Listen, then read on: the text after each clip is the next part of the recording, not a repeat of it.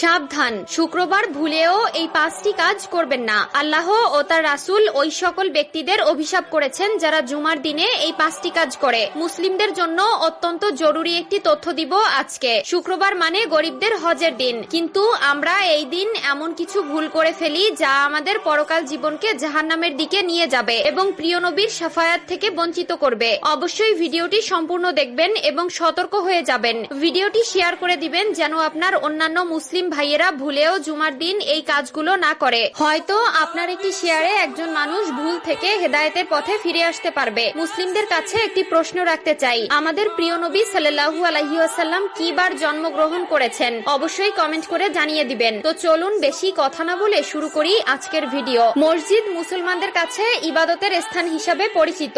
এরপরও আমরা মসজিদে এমন কিছু কাজ করে থাকি যা মসজিদের পবিত্রতা নষ্ট করে। তাই মসজিদের পবিত্রতা রক্ষার জন্য কোরআন হাদিসে নিষিদ্ধ বিষয়ের উপর লক্ষ্য রাখা উচিত। 1 নম্বরে কোনো নামাজি অন্য নামাজিকে উঠিয়ে দিয়ে বসা যাবে না। রুদ্দুল মুখতার 630। মসজিদের ভেতরে প্রতি ওয়াক্ত নামাজ একই স্থানে আদায় করার জন্য কোনো লোক নির্দিষ্ট জায়গা রাখতে পারবে না। 2 নম্বরে রয়েছে মসজিদে হারানো বস্তু তালাশ করা যাবে না, কারণ মসজিদে দ্বীনের কথা বা কাজ ব্যতীত অন্য কোনো